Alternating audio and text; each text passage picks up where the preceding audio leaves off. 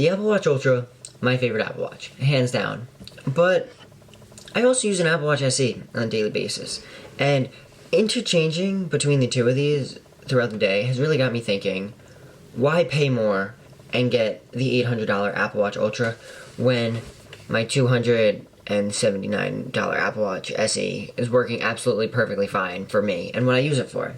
So, there are multiple reasons, actually, why I keep finding myself going back to the Ultra. So the Ultra has 36 hours of battery life. The Apple Watch SE only has 18. So the Apple Watch Ultra gets double the battery life of that of the SE.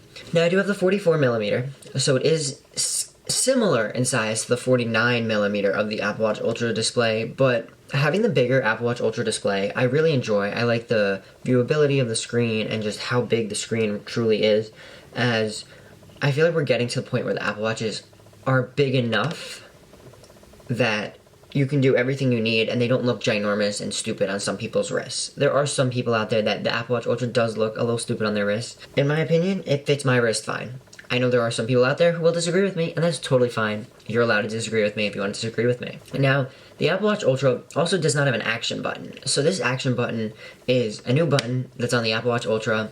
It's an orange button on the side. And I gotta say, I'm really liking this action button. So I have mine set up to start a workout, because this way I can free up some space on my watch face for other additional complications that I may not want my watch face because I'm not using them all the time.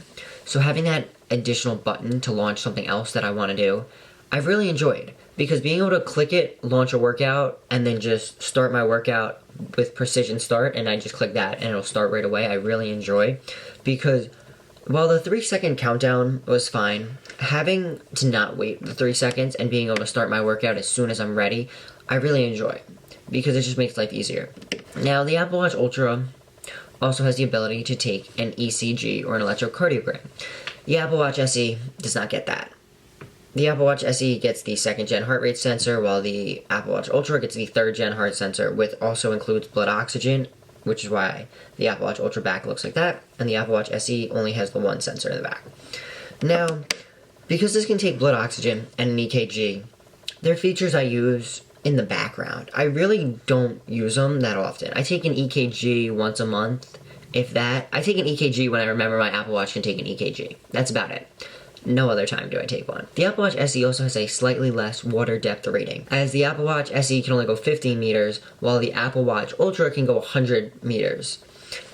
Now, this water resistance level certification, I'm being honest, I don't know anyone who is going less than 150 feet, unless you're going scuba diving, and if you are, personally, I would not trust a computer on my wrist like an Apple Watch just yet, as I feel there's still improvements that can be made just for the precision, as there have been other people who have taken their scuba diving as well as using a traditional dive computer, and they've said, while it's close enough, it just isn't as accurate as they would prefer.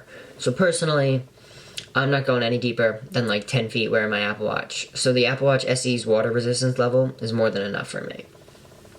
Now, the Apple Watch SE does also have a slightly worse screen. So it does not have an always-on display, which is something I find myself constantly going back and forth with, because while my Apple Watch Ultra does, and I absolutely love it, when I'm wearing my Apple Watch SE, I almost forget it there entirely until I get a notification. So it almost removes the element of my phone and watch from me, unless I'm purposely turning my wrist, looking at my watch, and going to interact or do whatever it just notified me about. Whereas my Apple Watch SE, it vibrates, I look at it, and I put it right down, and then I don't see anything, which is pretty cool.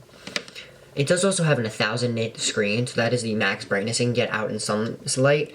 Now, I used this Apple Watch all of last summer outside in a pool, whole 9 yards. It's holding up great, and I never had an issue seeing the screen. Being outside with the screen at 2000 nit brightness anyways, what I'm starting to notice as it's getting sunnier and warmer out and being brighter out longer is my Apple Watch Ultra battery is taking a hit, because my brightness is at 2000 nits the whole time while I'm outside, and I don't need that. So I'll turn off the always-on display using theater mode or something like that, and I'll save my battery life.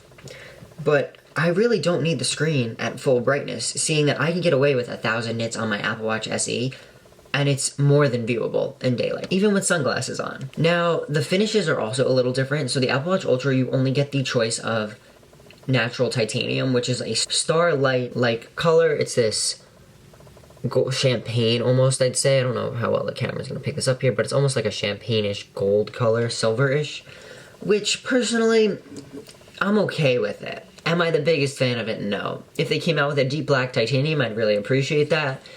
You know, hey, Ultra 2, Apple, can we make it happen? A space black titanium? I'd really like that, and I know others would. Now with the SE, so this is a first generation SE. So it does have a slower chip with the S5 chip than the S8 chip that's in my Ultra. Although, I feel like nowadays Apple Watch chips have gotten so far advanced that really we don't need the upgrade year after year after year. And with the Series 7 onwards, Apple's been using the same chip that's in the Series 6 Apple Watches. But they haven't, unless they've made a few minor improvements, they really haven't changed much. Whereas these year after year in the beginning, when this watch was released with S5 chip in it, it's come a long way. As it's gotten, my Ultra's faster than this. But if you get an SE2, or the one that's available now, which comes in Midnight, Starlight, and Silver, you have the option to get the same chip that's in the Ultra. So really, having an Apple Watch that can do the same thing really kind of makes me question, why pay more for the Ultra? Now, I could go and use this all day and replace my Apple Watch Ultra, and I have. While I still use my Apple Watch Ultra when I'm tracking workouts and stuff like that, just because of the enhanced durability, I'll then throw on this watch and go about the rest of my day, and I'm not missing out on anything that is substantial, in my opinion.